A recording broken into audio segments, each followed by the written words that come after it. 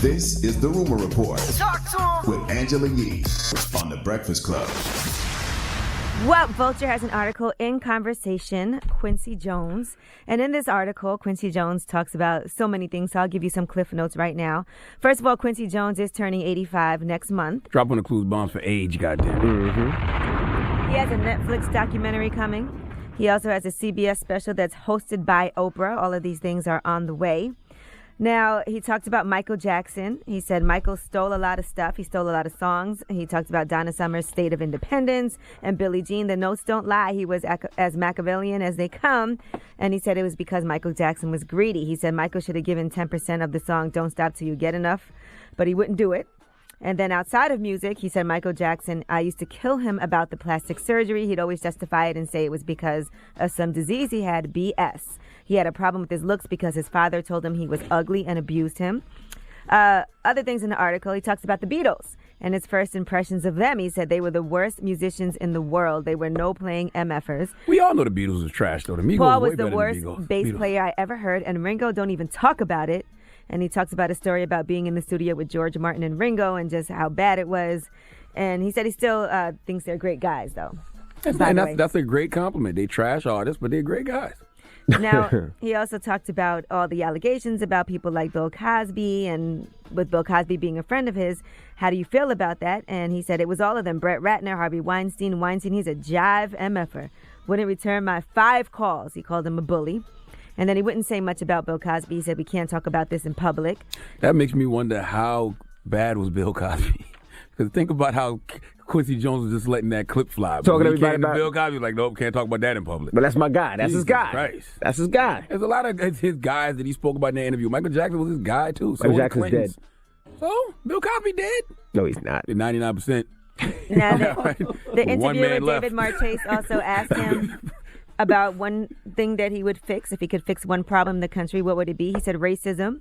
I've been watching it a long time, the 30s to now. He said we've come a long way, but we've got a long way to go. The South has always been effed up, but you know where you stand. The racism in the North is disguised. You never know where you stand. That's why what's happening now is good. You never know where you stand because people are saying they are racist who didn't used to say it. Now I'm glad you brought that up, because the problem I have with these great interviews that Vulture is doing, salute to David Marchese, is that there be so many jewels in them, but people always get distracted by the more salacious stuff.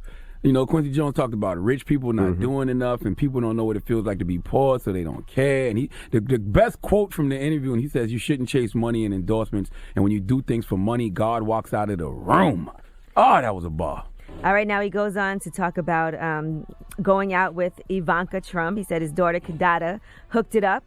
And he said she's a fine MFer. She had the most beautiful legs I ever saw in my life. Wrong father, though. And he goes on to talk about Donald Trump. Keep in mind, Quincy Jones was 70-something years old, and Ivanka was 25 when that allegedly happened.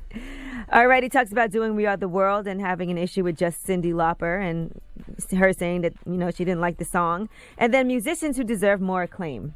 Amongst the people he mentioned are the brothers Johnson, James Ingram, and Tevin Campbell. He said every one of them went straight through the roof. That's not what he said. The guy said to him, do you feel like some of the stuff you did needed more acclaim? And he said, shut. He said, who the hell you think you talking to? I have it right here. He said, everything I did got the acclaim it deserved. First he said, what's something you worked on that should have been bigger? That was the first question. And how do you answer it? And he said, what the F are you talking about? I've never had that problem. They were all big. And exactly. Then he said, how about a musician who deserves more acclaim? And he answered the brothers Johnson, James Ingram, and Tevin Campbell. He said, what are you talking about?